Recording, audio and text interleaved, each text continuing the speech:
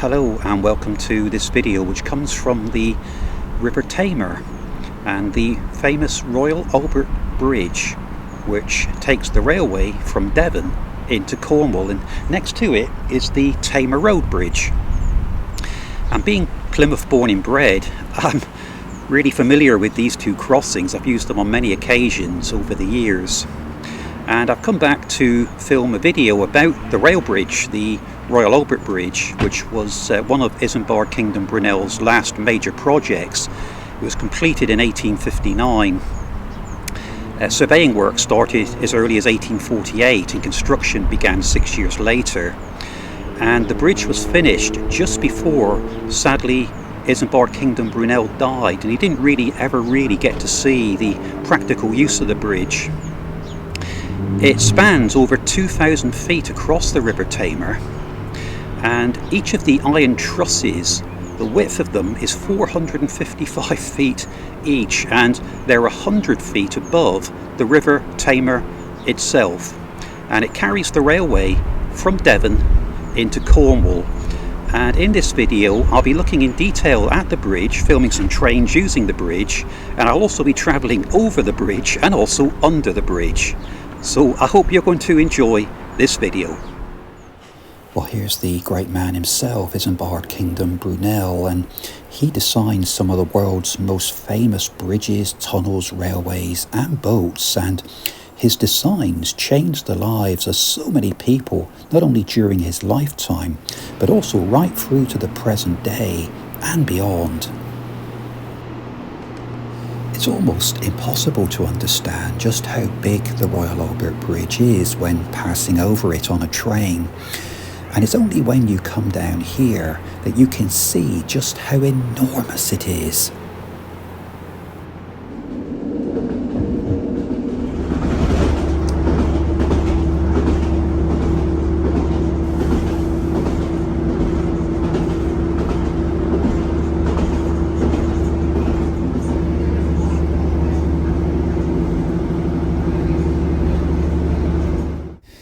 This is a really beautiful spot, and it was always one of my favourite places to come and spend time when I lived in this part of the world.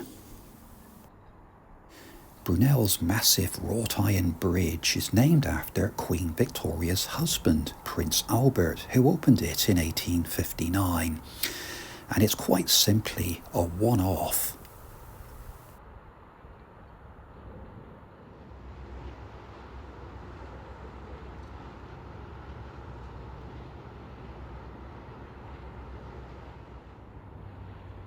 Here's an Hitachi Class 802 IET crossing the bridge, and to give you an idea of the weight of these trains, the power cars at either end are around 70 tonnes each, and the carriages around 35 to 40 tonnes each, depending on the number of passengers on board, but it's certainly no problem for the bridge.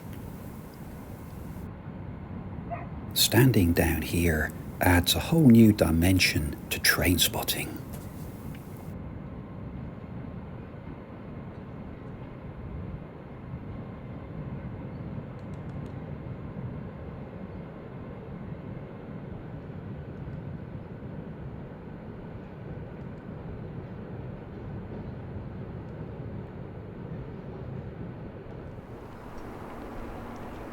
The Royal Albert Bridge is certainly an engineering masterpiece, but Brunel's original idea was to have masonry piers with a wooden trestle top across the entire river. However, the Admiralty, well, they had other ideas. They insisted on a 100-foot high structure with wide berths so that shipping could pass through unhindered.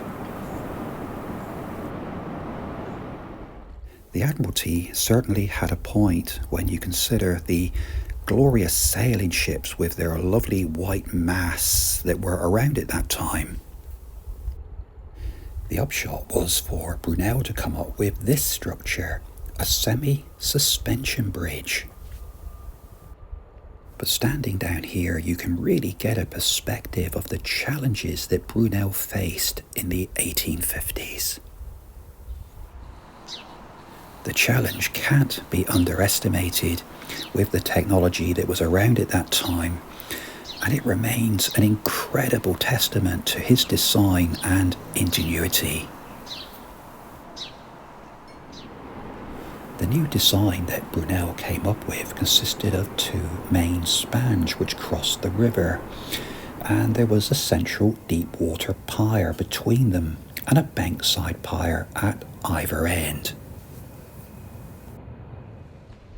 The river is very deep at this point. It's around 76 feet deep down to the riverbed, and the actual footings in which the base were put on are 96 feet below the riverbed, so there were enormous challenges in getting the bases of the bridge put in.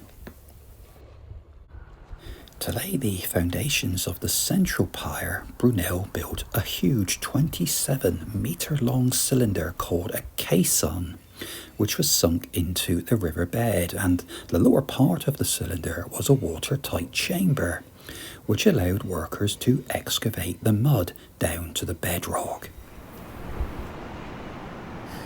There are two bankside piers either side of the river, one on the Cornish side of the river and one on the Devon side, and just look at how strong and robust it is.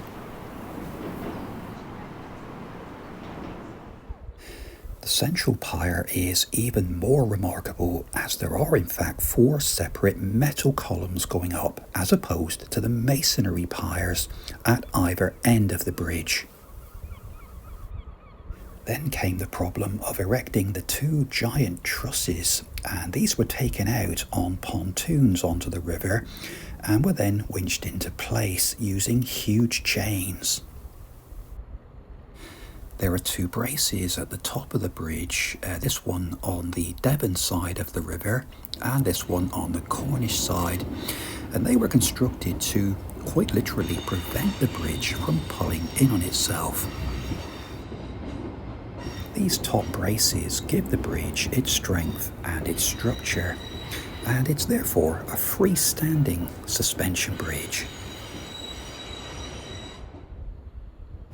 From beneath the bridge you can see the wooden timbers of the central deck with the metal structure beneath.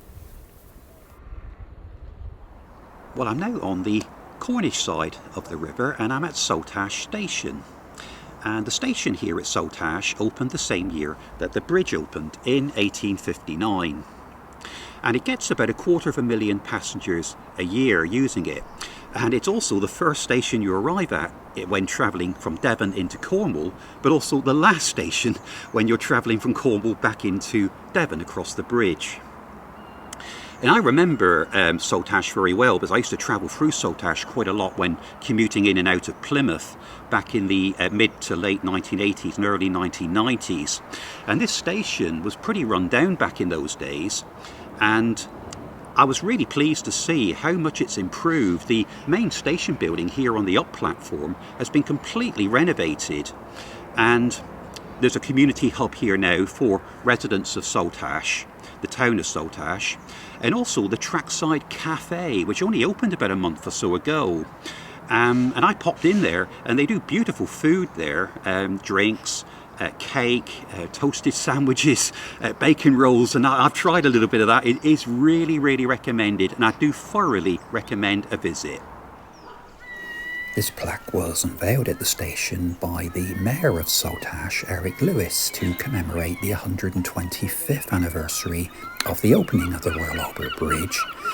And I remember Eric because we worked together for a number of years in Plymouth for the MOD at Erniesettle. The station at Saltash has had somewhat of a checkered history, and I remember seeing the station building looking derelict for a number of years. But now I'm relieved to say it's all change at Saltash. The council purchased the station building on the up platform in 2017 when it was saved from almost certain demolition. The renovation was funded by the GWR, by Cornwall County Council and the Railway Heritage Fund, And the townsfolk of Saltash got together to restore the building, keeping as many of the original features as possible. As I mentioned in my introduction, the former waiting room at the station has been converted into the Trackside Cafe, which opened at the end of May, and they serve a delicious range of food and drink, everything from breakfast baps to toasties, sandwiches, hot pastries, etc., and I do thoroughly recommend a visit.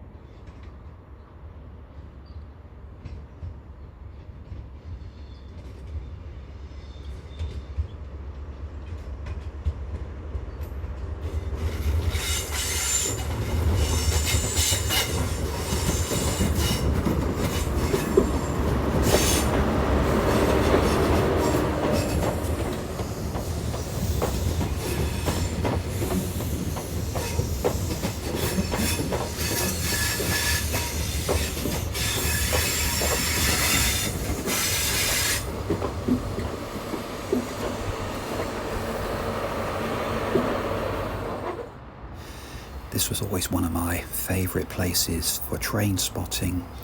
It's Lower 4th Street at Saltash, and you've got this fantastic view of trains leaving Cornwall, going on to the Royal Albert Bridge. This Castle Class 43 is heading across the bridge into Devon. And about a minute later, here's the train leaving the bridge, this time entering Devon, on its way to Plymouth Station.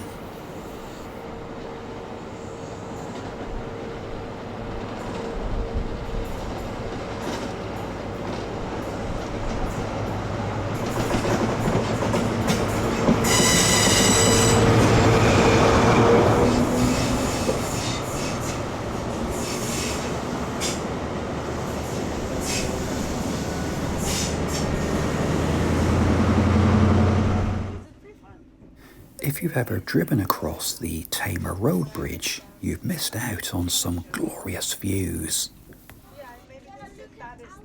This is the view looking out of the train window as the train heads across the bridge from Devon into Cornwall.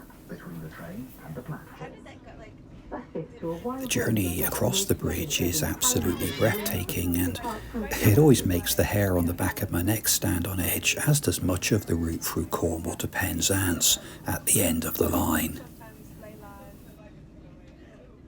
Although I now live several hundred miles away, this structure still reminds me of home, and I know a number of expats who, like myself, they see this as the coming home bridge. However, this isn't the only bridge taking trains across the River Tamar, because just up the river is another magnificent rail bridge. This magnificent viaduct at Calstock takes trains across the River Tamar on the Tamar Valley Line, which connects Plymouth with Gunnerslake. Like the Royal Albert Bridge, this bridge also carries trains between Devon and Cornwall, and the bridge was built between 1904 and 1907, and it's 120 feet high and has 12 60 feet wide arches. The Tamar Valley is an area of outstanding natural beauty, and this Tamar Valley line connects the city of Plymouth with Gunnerslake. The line itself has special significance for me because it was the first railway that I ever travelled on as a small child, and it's where my interest in railways and trains began back in the 1960s.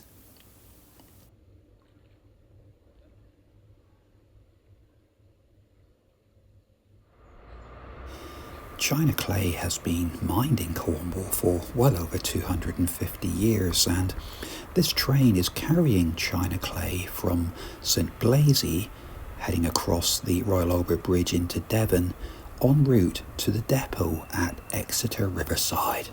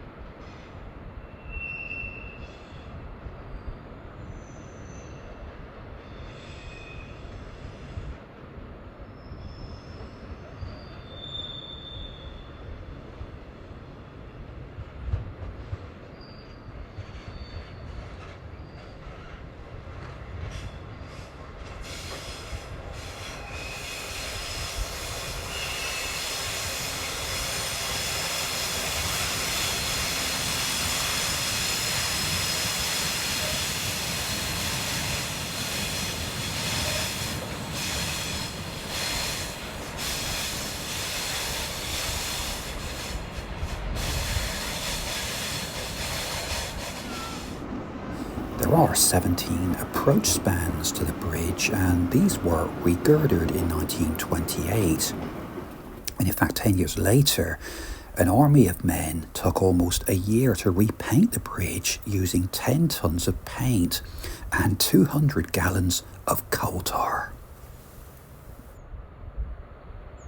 When the bridge was completed, Brunel had the structure tested with a 1,190 ton load, which was spread over 455 feet of broad gauge track. And he found that the two main 455 feet spans bent downwards by about 7 inches each. But the test load was almost 3 times heavier than any train running at that time. The tubes for the upper sections of the bridge's main spans measured 16 feet 9 inches wide by 12 feet 6 inches high, and each of the spans contained 1,260 tons of wrought iron and 1,290 tons of cast iron. It's a truly remarkable structure for its time. The official opening of the bridge took place on the 2nd of May 1859, and the ceremony was performed by Prince Albert with an audience of thousands. And there was a celebration ball held in Plymouth that evening, and the Prince in his special train left Windsor at 6 o'clock in the morning and didn't return until nearly 1 o'clock in the morning the following day. Sadly, Brunel wasn't well enough to be there on that day, but lying on a couch was taken over the bridge by train later that month. But sadly, he died less than 4 months later. Well, that's it for my visit to this wonderful structure, and behind me is a train just crossing the bridge. It's a Castle Class HST, Berkeley Castle and Castle Drogo. We've been blessed with some beautiful weather Well, I've been down in Devon and Cornwall, and this structure is just magnificent. I never tire of coming here and looking at it. And I would have to go as far as to say that it is probably one of the greatest river railway crossings in the world. It really is. And it's so sad that Isambard Kingdom Brunel passed away just 4 months after it was completed. In fact, he couldn't attend the opening ceremony. Prince Albert, the husband of Queen Victoria, attended the opening. He travelled down here on the royal train from Windsor. But some of the guests who were coming up from Cornwall to join him didn't make the ceremony because their train broke down at Liscard. But still, some things never change. But it's been truly wonderful to come here, and I really hope you've enjoyed watching the video as much as I've enjoyed filming it. Thanks for watching. Bye-bye.